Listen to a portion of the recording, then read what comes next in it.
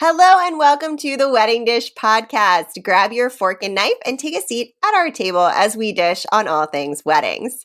You'll hear stories and tips from real couples and wedding pros about love, life, and entrepreneurship.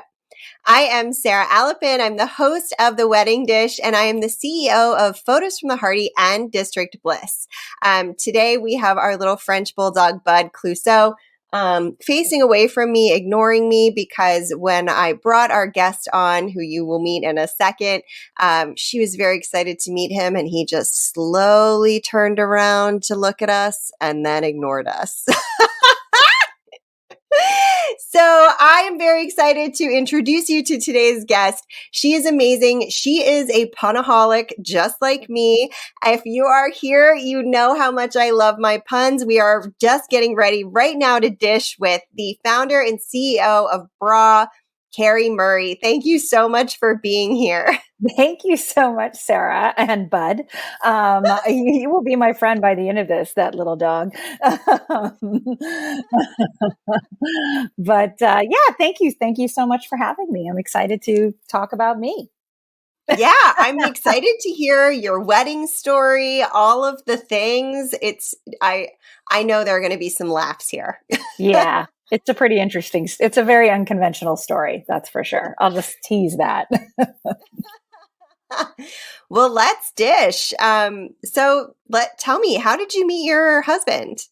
I met Sean at a Halloween party. So we had a mutual friend who was having a Halloween party. And if you know him now, he hates Halloween parties.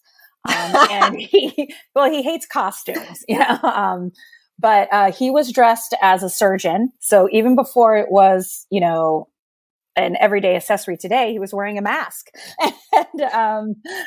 And I was dressed as a devil.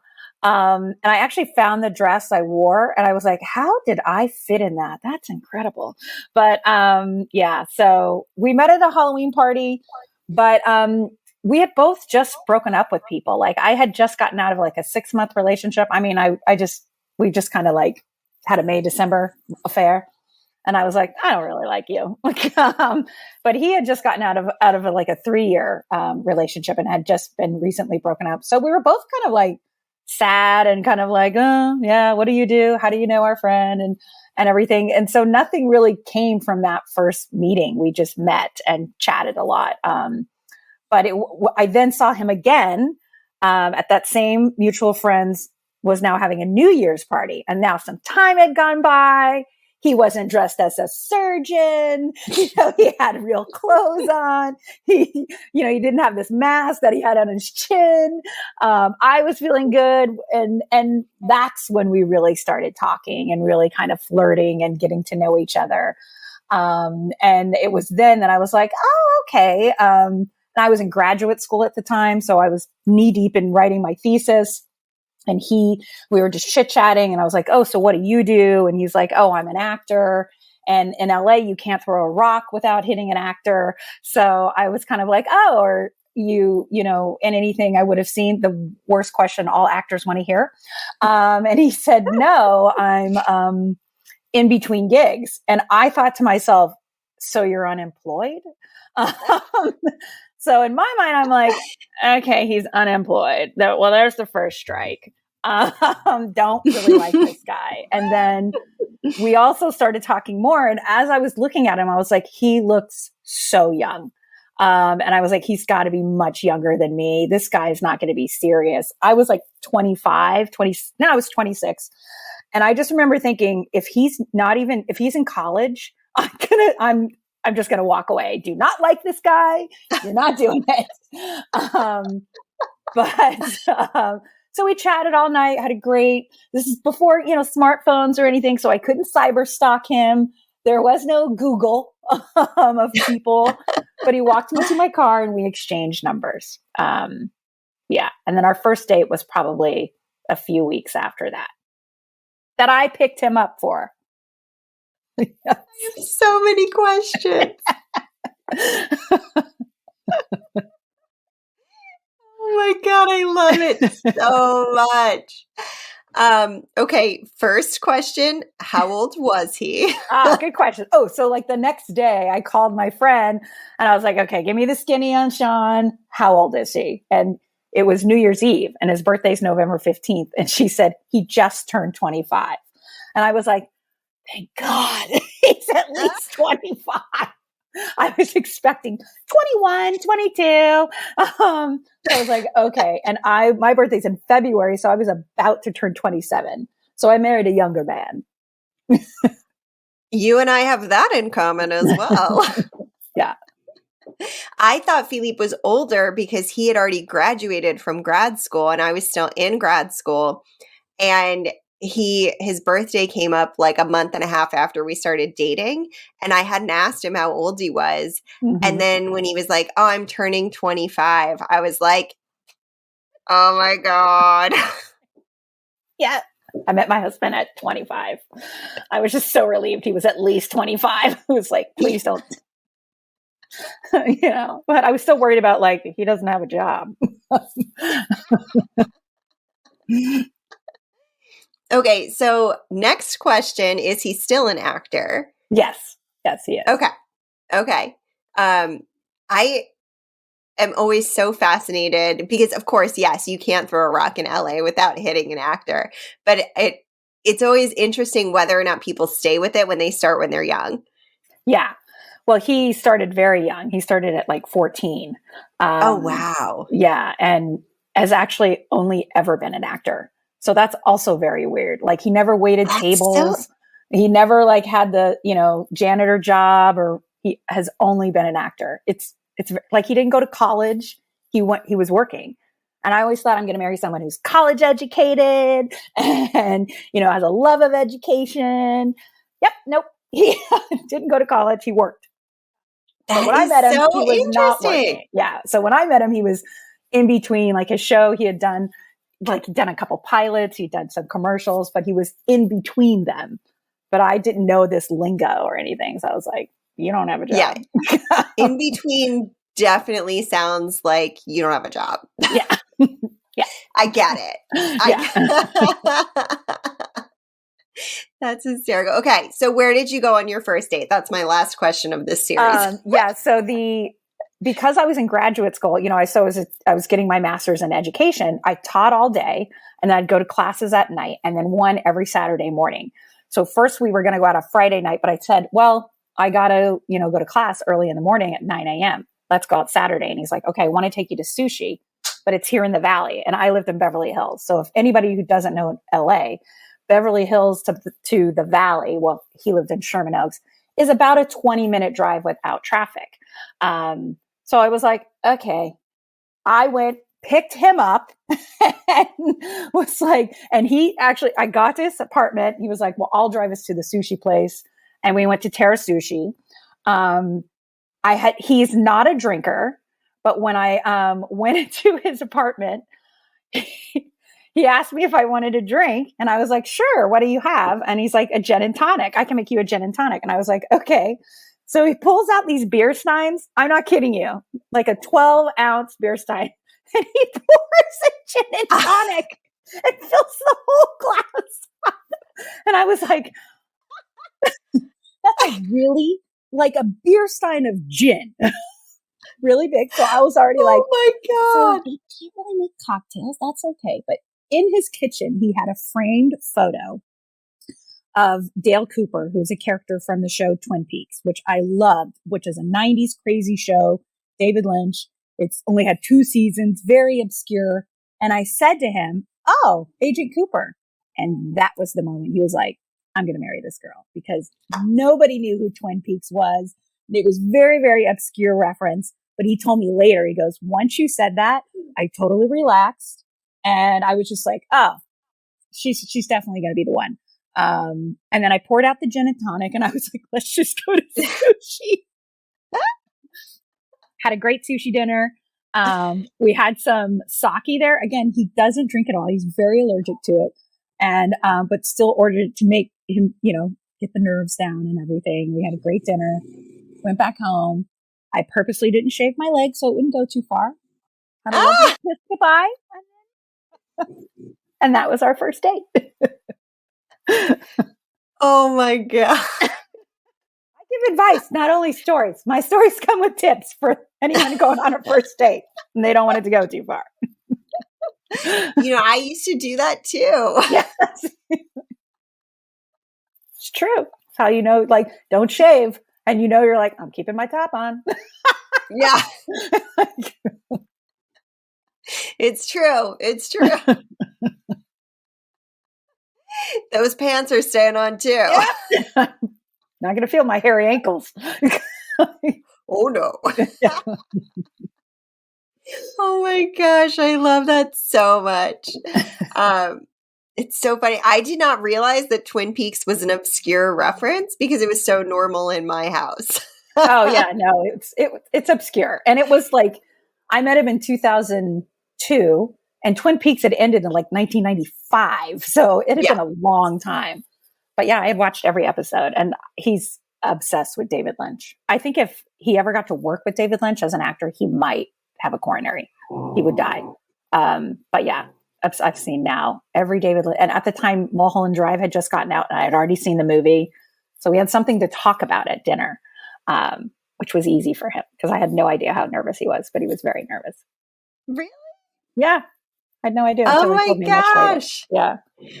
But you're so easy to talk to. Yeah, I know. I'm non-threatening. And you're funny. You put people at ease right away. Yeah. Well, thank you. But yeah, it was a good date. It was a good first date, I can't say. He also ordered appetizers. So that means I thought, oh, you're not in a rush. So I really love that. He was like, do you want to get an appetizer? And I was like, oh my gosh, yes, I do. I love that. That's a really good point. I've never thought about it, but when someone orders appetizers, it does indicate to you that they're not in a rush, that they're interested in like sitting there for a while and having a conversation. It's not like straight to the meal. Yeah. Yeah. Yeah. Mm-hmm. So it was nice. It was really nice. That is really nice. That's very nice. I love that. Yeah. That's funny. After this, I'm going to have to, I'll have to connect you with my friend Tara and Matt. My friends Tara and Matt do the Scary Movie Project. And they would probably love to have your husband on as a guest. Absolutely. If he's interested in being a podcast guest. Absolutely. Also, our mutual friend Christoph, who is on the Big Deal podcast. Oh, I don't know. I'm kind of a Big Deal podcast. I don't know that. Oh, he is. He was in the reiteration or whatever, the reboot of Twin Peaks. Oh, I saw that. He's worked with David Lynch. Oh yeah, he would geek out over that. Are you kidding? That's great. Yes, two fun things for you to talk about later. Would you? Okay. Yeah, please connect me. I love it. David Lynch. Oh my gosh. Yeah. Yeah. And you and I are all about connecting people. That's like, that's our sweet spot in the world. Absolutely. So easy. And fun and rewarding. Yeah. Truly. It feels good. Yeah. Truly does. So tell us about the proposal. And I'm actually kind of excited to hear this story for probably a different reason. But the funny thing you put in my pre-recording questionnaire, it just made me laugh so hard with size 8.5. Yeah. So by this point, we had been dating for about 2 years and we were now living together.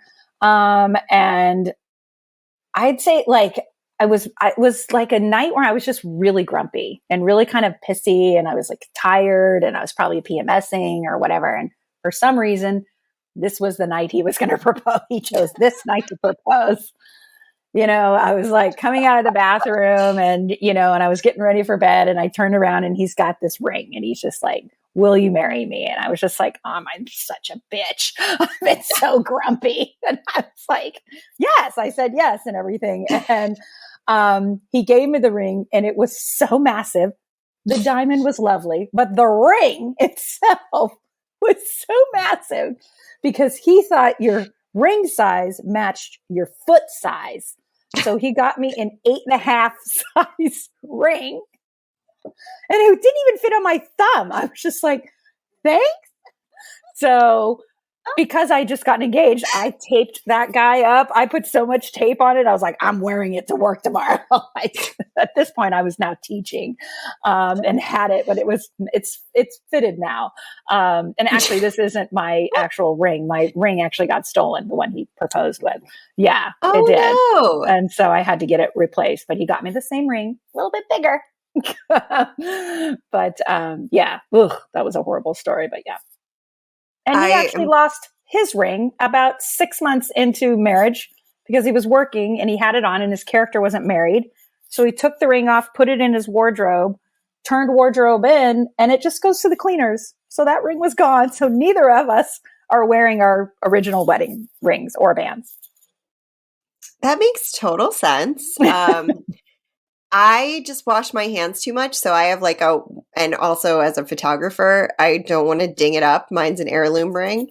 And Philippe just straight doesn't wear his ring. He didn't like it. So he just stopped wearing it. Like, I'm good. I don't need this. Yeah. I did convince him though that like at our 15 wedding anniversary, that means you get an upgrade. You get a little bigger diamond. And he was like, really? And I was like, yeah. That's a thing. So you're going to get him a little bigger diamond on your 15th anniversary? Well, we just had 15. We're about to hit 16 this year. But no, what I got was a right-handed diamond ring, kind of a band, just a band with pave diamonds for the right hand, which is very delicate, very pretty, and it's just, yeah, very me. I love that. That's so sweet. And I don't think diamond is 15 year. 15 years is probably like linen or something like that. I convinced him it was diamond. It's the anniversary gifts are so strange, like wood, paper, pewter. I think one is pewter. Yeah, exactly. Like I get gold, silver, platinum, but like linen, cotton. Yeah. And it's one of those things that's probably so dated and it has like significance in culture. Like China is one of them, I think, or porcelain, right? Which would have been very like high end and expensive then. But now, like the rest of us at this point, like I put China on my registry because people told me I was supposed to. We break that China out maybe once every like 3 to 5 years. Yeah. We didn't even get China. Yeah. Yeah. I kind of wish that I had like asked guests to invest differently. I love it. We have beautiful stuff, but and it's displayed in our house at least. But yeah, I think it's because there was a time like with a family legacy, and it was something you pass down, to your children or grandchildren, like cut glass, exactly, crystal, like an heirloom ring or something like that. These were things that were very treasured and. If there was, you had to evacuate really quick, they would be like, grab the china. Yeah. Which is like the worst thing to have to carry through. Like clink, clink, clink, clink. Yeah, no. We went Crate and Barrel style and just got, flat white plates, bowls, cups, all the things. But I think it's because I don't cook. That's why I didn't register for China. Yeah. Philippe cooks. Oh, nice. That's a big difference in this house. I also do not cook. Yeah. Yeah, we don't. Not good at it. I excel at eating, but not cooking. Yeah. Yeah. I mean, that's why I don't fit in my Halloween costumes from years ago. Same. 100% same. Oh my God. On that note, we will be right back with Carrie on The Wedding Dish. Stay tuned. Hi, I'm Sarah Alapin, your host of the Wedding Dish podcast, and I am also the CEO of District Bliss. District Bliss is a community of introverted and extroverted entrepreneurs and creatives who are sick of the stodgy and want to break free in order to build their businesses with ease. Together, we move from feeling isolated and overworked into highly supported and referral-generating business owners. We collaborate, build deep, authentic connections with like-minded humans, and move beyond struggling to find a place where we belong with the resources, support, and people we need in order to succeed. So if you're a wedding pro who's looking to expand your network and create meaningful connections, check us out at districtbliss.com. You'll find upcoming networking events, opportunities for education, and membership details over at districtbliss.com. See you there. And we are back on the Wedding Dish. I am joined by my friend Carrie today. And on the break, we were talking about how 8.5, which was her original engagement ring, wedding or ring size, is like the size where you could drop a quarter through it. It's so massive. It couldn't fit on my thumb. That's how big it was. And I actually had a moment when I thought I'd wear it on a chain like Carrie did in Sex and the City. But then they didn't end up together. So I thought it was bad juju to be like, oh, that didn't work out for Carrie. And I'm Carrie. Ugh. So I didn't do That's it. true. You are also Carrie. Yeah. And spelled the same way. So I didn't want to mess with that. Yeah. Didn't want to mess with that. That's true. But also, like, I break necklaces like it's my job. Like, it's... There's no way I wouldn't have like snagged that on something. Like even just like taking a sweater off, there's no like that ring would be gone. Yeah. And she's in New York, walking the streets. If it fell on the ground, it would be gone. It would absolutely be gone. Yeah. Yeah. Poor You're Aiden. never finding that.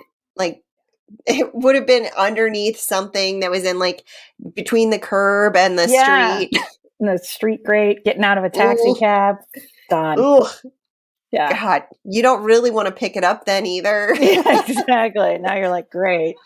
Now it's really jinxed. Yeah. Now it's like, that's not fun. Oh man. I was in New York this past weekend and it was raining and it just can be, it's always a reminder of how dirty things can be when it rains in New York. Oh yeah. And the smells that come up as a result of that. You're like, oh, we got that. Okay, we massaged that puddle. Now it really reeks. Yeah. It's true. And then you just look at everyone who's in flip-flops and think, what were you thinking when you left the house this morning? Exactly. They're like, I don't want to climb the 5 flights back up to my apartment, so I'm just going with flip-flops. Oh, God. So gross. So you all got married pretty fast. How long were you engaged? Maybe 3 or 4 months. We got engaged in August. Well, I kind of put the heat on him in June. I was like, what are we doing? What's going on? And then August, we got engaged. We got married November 26th. Okay. So Thanksgiving break for teachers. And for actors, it's a union holiday.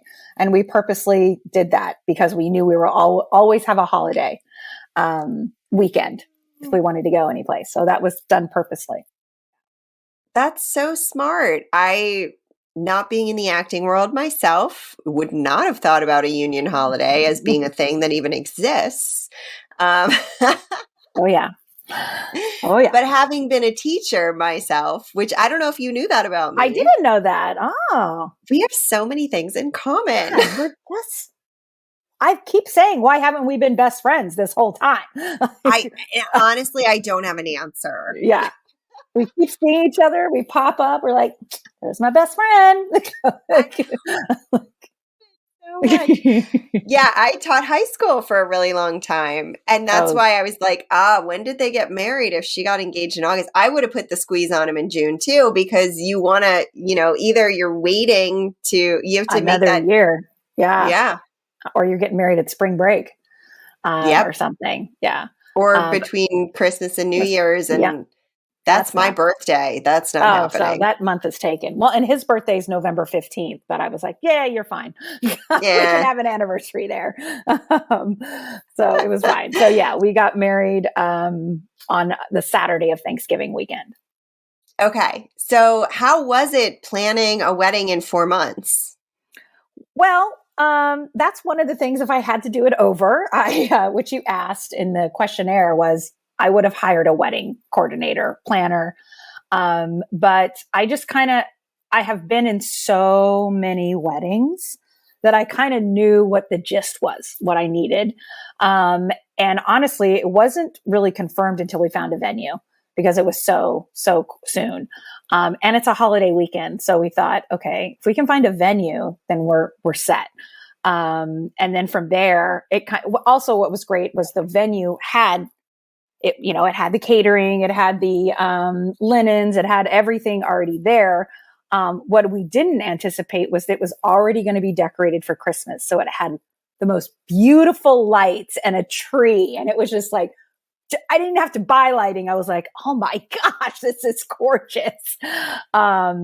So what that made it easier, the fact that we got married at a country club because it had everything there, but coordinating the flowers, and the marriage certificate and the, all of the kind of DJ and that kind of stuff just kind of fell in place. But it was a time crunch. And, in LA, there isn't really a wedding season because we have the weather. So weddings happen all year round. So I was naive to think, oh, it's not wedding season. Yeah, it didn't matter. Yeah. So honestly, the biggest thing we spent the most money on was the photographer, and the venue.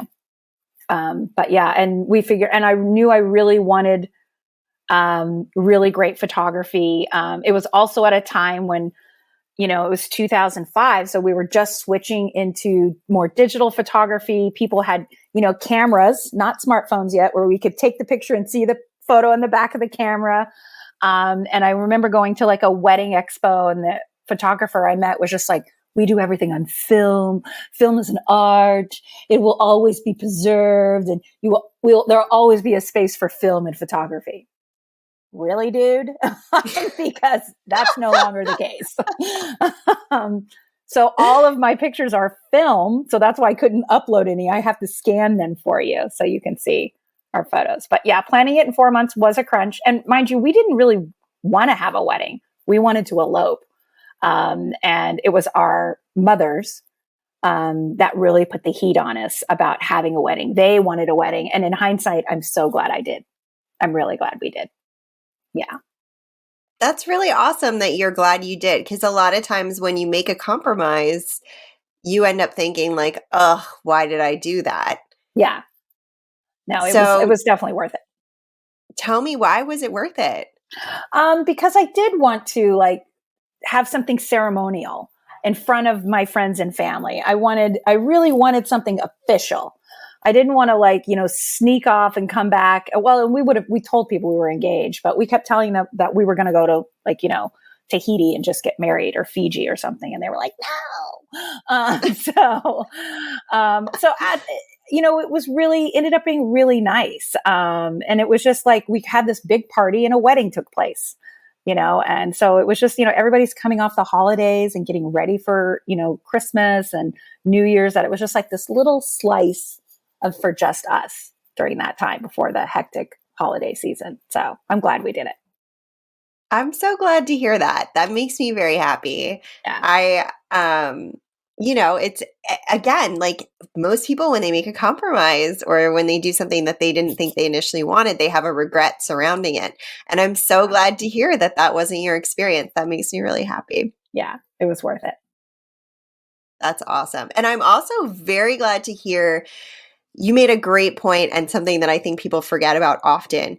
If you get married in November, there is a solid chance stuff's going to be decorated for Christmas. Yeah. I mean, it was decorated like November 1st. Yeah. So. Usually it's like right after Halloween. Yeah. Some places maybe before. So if you're getting married around then, you should ask your venue if that's not something that interests you. Right. But I'm glad you loved the lights and the tree and everything. Yeah, it was pretty. And we just made sure the photographer didn't feature it. There's not one picture of a Christmas tree, but you see all these beautiful lights in the background. So it looks like we brought in lighting, but they did it for us. So it actually was pretty economical that way, that we didn't have to pay for any lighting. Yeah. And they often will have, poinsettias or things that are around, and that doesn't necessarily feel like totally holiday unless you put it in context with other holiday things. Mm-hmm. So that tends to work out for people as well. I'm glad you raised that point. Those are things that I think a lot of people don't really realize. But if you see that there are holiday advertisements on TV, you can bet that your venue is decorated for it. So you should ask as you plan. Yeah, because they're doing holiday parties, you know. So they're like, well, yeah, we can do a wedding, but you know, the next day we're having, you know, this company's, you know, holiday party. So we have to be decorated accordingly. Yeah. And, you know, at a country club, that's a restaurant too. People want to come and enjoy the festive mood. And honestly, they probably eat and drink more if it's decorated for holidays. 100%. Yeah. I mean, that seems like a strategic thing for a restaurant to do. Absolutely. That's a great point. And I think one of the things we did, even though we had a very small wedding, hiring a planner was definitely a good call because I am a horrible planner.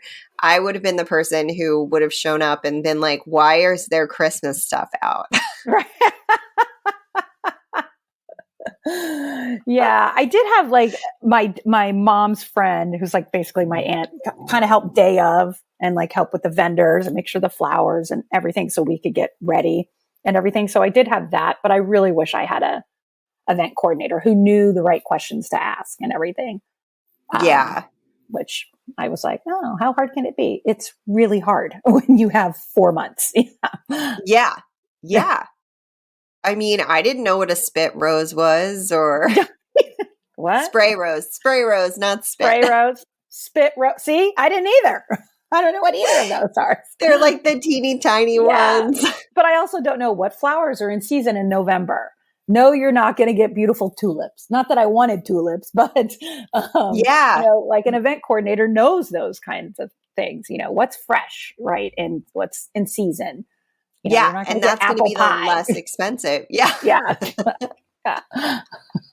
A bouquet of apples, and you just look like the Wicked Witch walking down the aisle. Exactly. One red.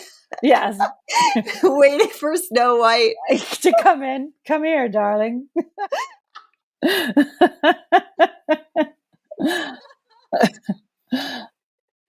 Oh my gosh. So is there anything that other than having a wedding planner that you would have changed about the wedding planning process? I definitely don't this is the part of the controversial part.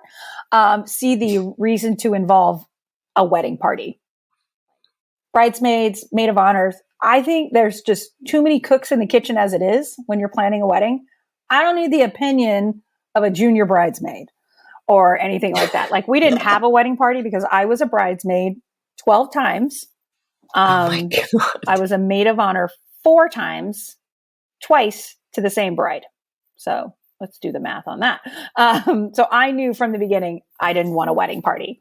And my husband was like, I don't know, whatever you want to do. So, but having said that, if you do decide to have a wedding party, I have just heard so many stories of them chiming in with their opinion. Well, when I got married, what I've seen before, you know, and you don't need that stress. Just stick to your guns. And again, an event coordinator would help delineate that and be like, nope, we got it together. But and I mean, I still had people's opinions. My mother, my mother-in-law, my friends, especially their opinion on why can't I be a bridesmaid? And it's like, I don't want to be bridesmaids. So you still get their opinion, but you can literally doesn't have to be like in your face constantly. It's much easier to take pictures without a wedding party too. That's true. It is it's fewer people to wrangle into posed photos. And if that is not something that you're interested in standing for, then that makes sense. I did not want to have to choose someone else's shoes. Yeah. I was like, why do I have to make a decision on what shoes you all are wearing? And then I tried to turn it over to them. They all couldn't agree. And then they all called me complaining about the other ones. And I was like, no. I don't care. Go barefoot if you want. Right. Put on cowboy boots. I don't care. Like it doesn't make a difference. And it actually ended up, my best friend was in tears about her shoes. Oh my gosh. Well, my best friend was in tears because she had to figure out what she had to wear because she wasn't a bridesmaid and I wasn't telling her what to wear. So she was so upset that she had to go buy a dress. And I was like, are you kidding me right now? Like, I'll never forget that. I was like, okay. Well, we learn in business, people want to be told what to do. So. Yes, they do. They really do. And then they're quick to have a quick judgment about that opinion. Well, I don't really want to do that. Okay. Yeah. Yeah. I don't like these shoes. Now that you've told me I need to wear these. That you need to wear these. Okay. That you asked me to tell you. Oh my gosh. What were some of your favorite moments from your wedding day? Well, the reveal is always fun. Like we took photos again, because it was November, it was going to get darker sooner. So our ceremony took place at 5, right? 4. And the sun was going to be set around 5. So we took our photos prior to, and the lighting was really pretty, right? So we're out on the golf course and the ceremony was outside. It was so windy. So my veil, which is all over the place, which is fun because in the photos, there's like this veil flying up when we're saying I do. But as we're walking along this path, towards, we're holding hands and looking back at each other. You're a photographer. You've seen the pose. Mm-hmm. Yep. There's a golf cart coming and it's waiting for us to like get off the path so it can go by. And we were like, oh, sorry. And we get out of the way and it's Jack Nicholson is driving the golf course. This is LA. And he was just like, hey, congratulations. And I was like, Jack Nicholson is at my wedding. Who knew? But that was fun. That part, the reveal was one of my favorite parts. But then having him almost run us over, that was fun. And I had one of those dresses with all the little buttons down the back, and you have to do each of them. And I had no idea that once I got dressed that I thought you just did the zipper and the buttons just like laid flat, but you actually have to go in and button each individual one. So my dress was completely unbuttoned in all of those photos.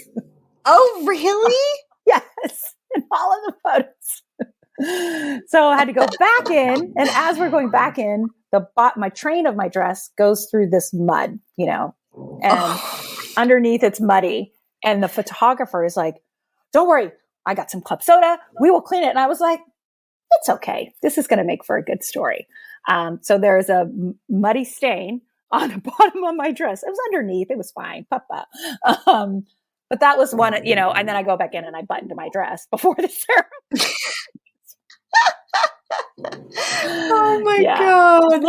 I was like, I didn't want to have like that 4 weddings and a funeral moment where she walks down the aisle and the dress is tucked in her underwear. I was like, God. I should button my dress. That was fun. We also, another thing I loved is neither one of us liked cake. So we did not have a wedding cake. We had cheesecake. And we just had 3 different flavors. We did not do the traditional cake cutting and then feed it to each other because that's not my jam. I don't like anything traditional. So we just had cheesecake as our wedding cake. And what else did I really loved the music, fell on my ass a couple times dancing because I was wearing shoes that were way too high, but I had to have these shoes. And you know how they always say, try the shoes on many times before the big day. I think I did that twice. Totally regretted it. Those shoes are awful. Horrible shoes. It was such a bad choice. But yeah, so I fell. I mean, it might have been the vodka, shots we were doing too, but no gin and tonic in a. Yeah, no gin and tonic. I don't even like gin. Oh my gosh. That's hysterical. I love it so much. Oh my goodness. Well, that's about all we have time for today, unless you have any specific exciting story you want to tell or any advice you would like to impart on our listeners. I think overall, we also had we kind of agreed to have only invite people we both had met. So then the budget stayed friendly, and we'd had a couple exceptions, grandparents, but I would say my best advice is make it about you. And if you don't want to invite your third cousin that you haven't seen since high school, then don't invite them. It's okay. Yeah, that's what I would advise. Keep your guest list to who you want it to be. Yeah, think of it as a party. Yeah. Mm-hmm. Yeah, I think that's a really good piece of advice. Whether that be 300 people that you really want to be there, or whether that be 17 or 75. Exactly. Making it so that it's the people that you want to be surrounded by on that day. Yeah, that's what I would advise. Very smart. Very smart. You're a pretty crafty lady. That's right. Not just a hat rack up here. Oh my God, I haven't heard that in so long. That's what my grandmother used to say. You're like my soul sister. I say all of my references are like, make me sound like I'm the oldest millennial ever. Oh my gosh. Well, Carrie, thank you so much for joining me. You also have a podcast. I do. Tell us a little bit about your podcast. It's called Get Carried Away. And I get carried away with female entrepreneurs, thought leaders, game changers, disruptors. And we talk about, how we're changing the status quo for entrepreneurship with women in business. So please, iTunes, all the places. I love it. And you have your photo for that also is so good, by the way. Oh, thank you. Thank you. Bernadette did a great job. Oh, that was actually Kathy Shu. Yeah. Kathy Shu did that photo. Yeah. Bernadette shot the video. But I worked with Bernadette in New York. But yeah, she's a fantastic photographer. They both are. They're both in the Bra Network, and I love working with them. Well, and tell us a little bit about Bra. Oh, yeah. So Bra is a network for female entrepreneurs looking to get lifted and supported. We always, collaborate before we compete. We look to level up other female-owned businesses by hiring each other first. It's a membership platform. We have members all over the country. I can officially call myself global because I have 2 members in Norway. Yeah. So we have virtual networking events, in-person events. Yeah. So you can check it out at bra-network.com and on the Instagram. So we're all the places. And if you like puns, it's very funny. You will love their Instagram feed. Yeah. Oh, thank you. It will just bring you so much joy, especially if you like boob jokes too. Oh yeah. There's a lot going on there. Yeah. I mean, the name of my newsletter is called The Underwire. Yeah. Yeah. So it just all fits. I mean, yeah, you got measured for it. Yeah, exactly. Mm-hmm. But thank you.